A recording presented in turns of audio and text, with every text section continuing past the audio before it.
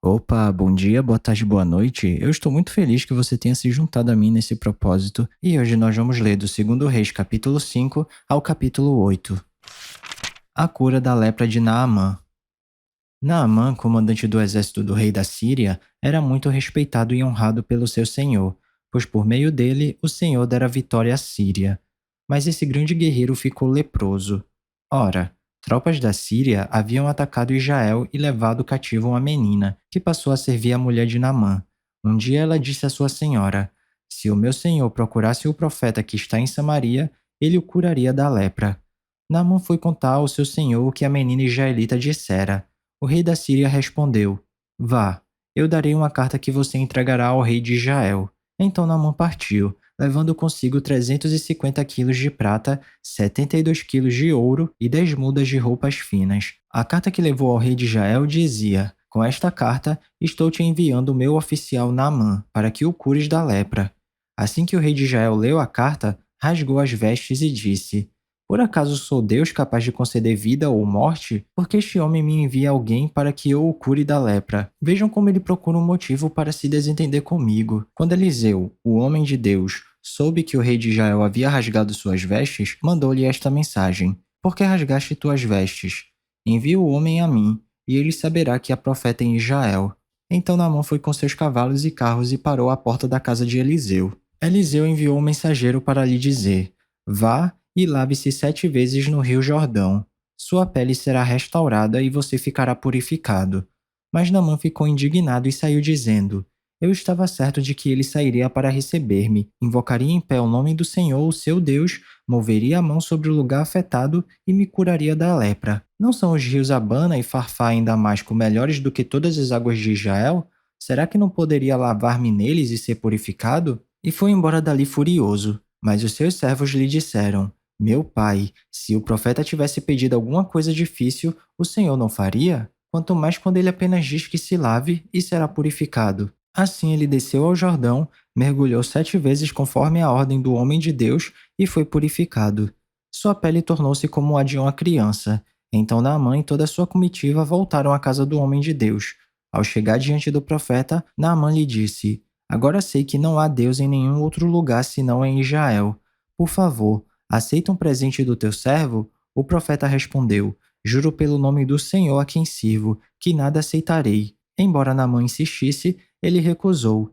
E disse Naamã: Já que não aceitas o presente, ao menos permite que eu leve 2 mulas carregadas de terra, pois teu servo nunca mais fará holocaustos e sacrifícios a nenhum outro Deus senão ao Senhor. Mas que o Senhor me perdoe por uma única coisa. Quando o meu Senhor vai adorar no templo de Rimon, eu também tenho que me ajoelhar ali, pois ele se apoia em meu braço. Que o Senhor perdoe o teu servo por isso. O castigo de Gease. Disse Eliseu: Vá em paz. Quando Naamã já estava a certa distância, Gease, servo de Eliseu, o homem de Deus, pensou: Meu senhor foi bom demais para Naamã. Aquele era meu, não aceitando o que ele lhe ofereceu. Juro pelo nome do Senhor que correrei atrás dele para ver se ganho alguma coisa. Então Gease correu para alcançar Naamã, que, vendo-se aproximar, desceu da carruagem para encontrá-lo e perguntou: Está tudo bem? Gease respondeu: Sim, tudo bem. Mas o meu senhor enviou-me para dizer que 2 jovens, discípulos dos profetas, acabaram de chegar, vindos dos montes de Efraim. Por favor, dê-lhes 35 quilos de prata e 2 mudas de roupas finas?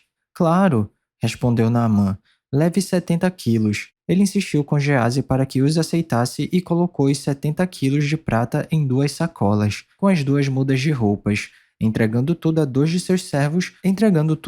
seus servos, os quais foram à frente de Gease levando as sacolas. Quando Gease chegou à colina onde morava, pegou as sacolas das mãos dos servos e as guardou em casa. Mandou os homens de volta e eles partiram.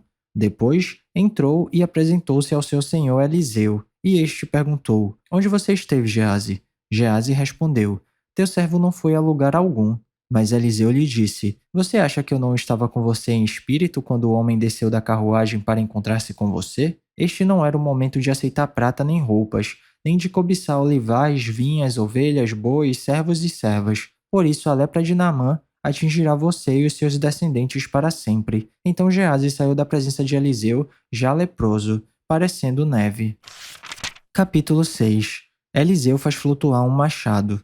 Os discípulos dos profetas disseram a Eliseu: Como vês, o lugar onde nos reunimos contigo é pequeno demais para nós. Vamos ao rio Jordão, onde cada um de nós poderá cortar um tronco para construirmos ali um lugar de reuniões. Eliseu disse: Podem ir. Então um deles perguntou: Não gostarias de ir com os teus servos? Sim, ele respondeu. E foi com eles. Foram ao Jordão e começaram a derrubar árvores. Quando um deles estava cortando um tronco, o ferro do machado caiu na água e ele gritou: Ah, meu senhor, era emprestado. O homem de Deus perguntou: Onde caiu? Quando o homem lhe mostrou o lugar, Eliseu cortou um galho e o jogou ali, fazendo o ferro flutuar, e disse: Pegue-o. O homem esticou o braço e o pegou. O exército arameu é ferido de cegueira. Ora, o rei da Síria estava em guerra contra Israel. Depois de reunir-se com seus conselheiros, disse: Montarei o meu acampamento em tal lugar. Mas o homem de Deus mandava uma mensagem ao rei de Israel: Evite passar por tal lugar, pois os arameus estão descendo para lá. Assim, o rei de Israel investigava o lugar indicado pelo homem de Deus. Repetidas vezes, Eliseu alertou o rei, que tomava as devidas precauções, e se enfureceu o rei da Síria, que, convocando seus conselheiros, perguntou-lhes: Vocês não me apontarão qual dos nossos está do lado do rei de Israel? Respondeu um dos conselheiros: Nenhum de nós, majestade. É Eliseu, o profeta que está em Israel, que revela ao rei de Israel até as palavras que tu falas em teu quarto. Ordenou o rei: Descubram onde ele está, para que eu mande capturá-lo. Quando lhe informaram que o profeta estava em Dotã, ele enviou para lá uma grande tropa com cavalos e carros de guerra. Eles chegaram de noite e cercaram a cidade. O servo do homem de Deus levantou-se bem cedo pela manhã e, quando saía, viu que uma tropa com cavalos e carros de guerra havia cercado a cidade. Então ele exclamou: Ah, meu senhor, o que faremos?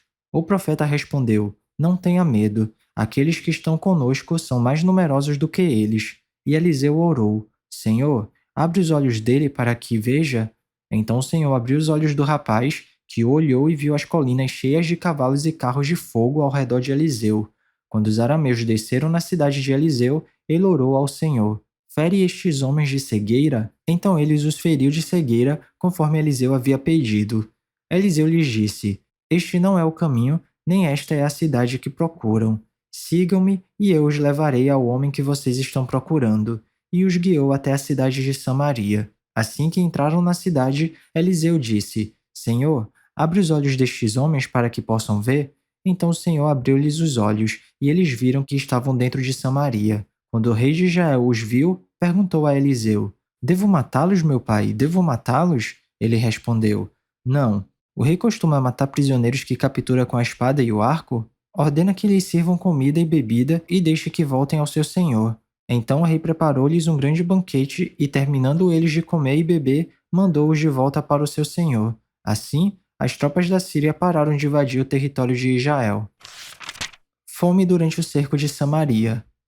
Algum tempo depois, Ben-Hadad, rei da Síria, mobilizou todo o seu exército e cercou Samaria. O cerco durou tanto e causou tamanha fome que uma cabeça de jumento chegou a valer 80 peças de prata e uma caneca de esterco de pomba 5 peças de prata. Um dia, quando o rei de Israel inspecionava os muros da cidade, uma mulher gritou para ele: Socorro, majestade! O rei respondeu: Se o senhor não a socorrer, como poderei ajudá-la? Acaso há trigo na eira ou vinho no tanque de prensar uvas? Contudo, ele perguntou: Qual é o problema? Ela respondeu: Esta mulher me disse: Vamos comer o seu filho hoje e amanhã comeremos o meu. Então cozinhamos o meu filho e comemos. No dia seguinte, eu disse a ela que era a vez de comermos o seu filho, mas ela o havia escondido. Quando o rei ouviu as palavras da mulher, rasgou as próprias vestes. Como estava sobre os muros, o povo viu que ele estava usando pano de saco por baixo junto ao corpo. E ele disse: Deus, me castigue com todo rigor se a cabeça de Eliseu, filho de Safate, continuar hoje sobre seus ombros. Ora, Eliseu estava sentado em sua casa, reunido com as autoridades de Israel. O rei havia mandado um mensageiro à sua frente, mas antes que ele chegasse, Eliseu disse às suas autoridades: Aquele assassino mandou alguém para cortar minha cabeça? Quando o mensageiro chegar, fechem a porta e mantenham-na trancada. Vocês não estão ouvindo os passos do seu senhor que vem atrás dele? Enquanto ainda lhes falava, o mensageiro chegou. Na mesma hora o rei disse: Esta desgraça vem do Senhor. Por que devo ainda ter esperança no Senhor? Capítulo 7. Eliseu respondeu: Ouçam a palavra do Senhor. Assim diz o Senhor: Amanhã, por volta desta hora, na porta de Samaria, tanto uma medida de farinha como 2 medidas de cevada serão vendidas por uma peça de prata. O oficial, em cujo braço o Senhor estava se apoiando, disse ao homem de Deus: Ainda que o Senhor abrisse as comportas do céu, será que isso poderia acontecer? Mas Eliseu advertiu: Você o verá com os próprios olhos, mas não comerá coisa alguma. O cerco.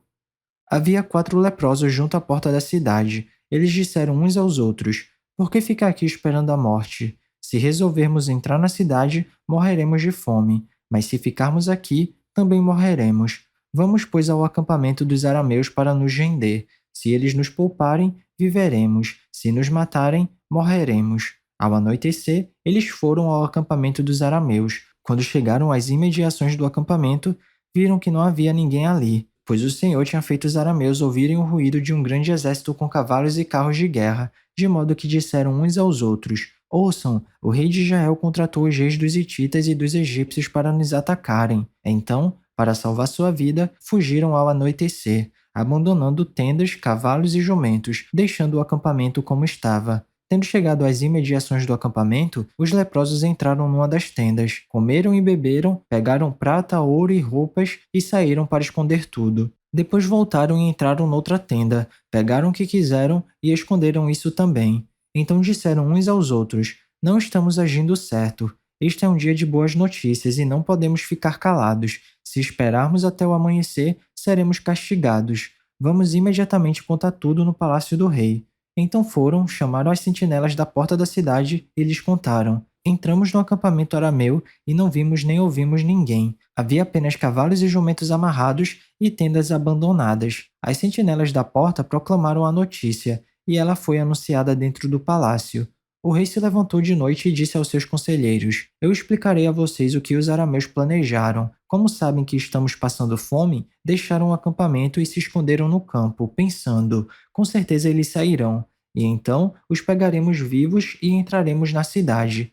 Um de seus conselheiros respondeu: Manda que alguns homens apanhem 5 dos cavalos que restam na cidade. O destino desses homens será o mesmo de todos os israelitas que ficarem. Sim, como toda esta multidão condenada. Por isso vamos enviá-los para descobrir o que aconteceu. Assim que prepararam 2 carros de guerra com seus cavalos, o rei os enviou atrás do exército arameu, ordenando aos condutores: Vão e descubram o que aconteceu. Eles seguiram as pegadas do exército até o Jordão e encontraram todo o caminho cheio de roupas e armas que os arameus haviam deixado para trás enquanto fugiam. Os mensageiros voltaram e relataram tudo ao rei. Então o povo saiu e saqueou o acampamento dos arameus. Assim, tanto uma medida de farinha como 2 medidas de cevada passaram a ser vendidas por uma peça de prata, conforme o Senhor tinha dito. Ora, o rei havia posto o oficial em cujo braço tinha se apoiado como encarregado da porta da cidade.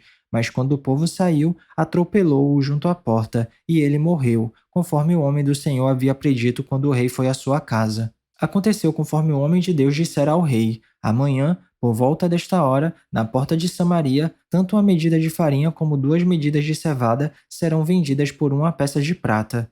O oficial tinha contestado o homem de Deus perguntando: Ainda que o Senhor abrisse as comportas do céu, será que isso poderia acontecer? O homem de Deus havia respondido: Você verá com os próprios olhos, mas não comerá coisa alguma. E foi exatamente isso que lhe aconteceu, pois o povo o pisoteou junto à porta da cidade e ele morreu. Capítulo 8. A sunamita recebe de volta sua propriedade. Eliseu tinha prevenido a mãe do menino que ele havia ressuscitado. Saia do país com sua família e vá morar onde puder, pois o Senhor determinou para esta terra uma fome que durará 7 anos. A mulher seguiu o conselho do homem de Deus, partiu com sua família e passou 7 anos na terra dos filisteus. Ao final dos 7 anos, ela voltou a Israel e fez um apelo ao rei para readquirir sua casa e sua propriedade. O rei estava conversando com Geazi, servo do homem de Deus, e disse: Conte-me todos os prodígios que Eliseu tem feito. Então, enquanto Geazi contava ao rei como Eliseu havia ressuscitado o menino, a própria mãe chegou para apresentar sua petição ao rei, a fim de readquirir sua casa e sua propriedade. Geazi exclamou: Esta é a mulher, ó rei meu senhor, e este é o filho dela, a quem Eliseu ressuscitou. O rei pediu que ela contasse o ocorrido e ela confirmou os fatos. Então ele designou um oficial para cuidar do caso dela e lhe ordenou: devolva tudo que lhe pertencia, inclusive toda a renda das colheitas, desde que ela saiu do país até hoje. A morte de Ben-Hadad. Certa ocasião, Eliseu foi a Damasco. Ben-Hadad, rei da Síria, estava doente. Quando disseram ao rei, o homem de Deus está na cidade, ele ordenou a Hazael, vá encontrar-se com o homem de Deus e leve-lhe um presente. Consulte o Senhor por meio dele. Pergunte-lhe se vou me recuperar desta doença. Hazael foi encontrar-se com Eliseu, levando consigo de tudo que havia de melhor em Damasco, um presente carregado por 40 camelos. Ao chegar diante dele, Hazael disse: Teu filho Ben-Hadad, rei da Síria, enviou-me para perguntar se ele vai recuperar-se de sua doença. Eliseu respondeu: Vá e diga-lhe: com certeza te recuperarás. No entanto, o Senhor me revelou que de fato ele vai morrer. Eliseu ficou olhando fixamente para Hazael até deixá-lo constrangido. Então o homem de Deus começou a chorar e perguntou a Hazael: Por que meu senhor está chorando? Ele respondeu: Porque sei das coisas terríveis que você fará aos israelitas.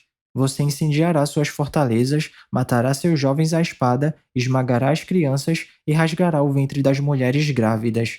Hazael disse: Como poderia teu servo que não passa de um cão realizar algo assim?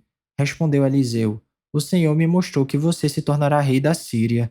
Então Hazael saiu dali e voltou para seu senhor. Quando Ben-Hadad perguntou: O que Eliseu disse a você? Hazael respondeu: Ele me falou que certamente te recuperarás. Mas no dia seguinte, ele apanhou um cobertor, encharcou-o e com ele sufocou o rei até matá-lo. E assim Hazael foi o seu sucessor. O reinado de Jeorão, rei de Judá. No 5º ano de Jorão, filho de Acabe, rei de Israel, sendo ainda Josafá rei de Judá, Jeorão, seu filho, começou a reinar em Judá. Ele tinha 32 anos de idade quando começou a reinar e reinou 8 anos em Jerusalém.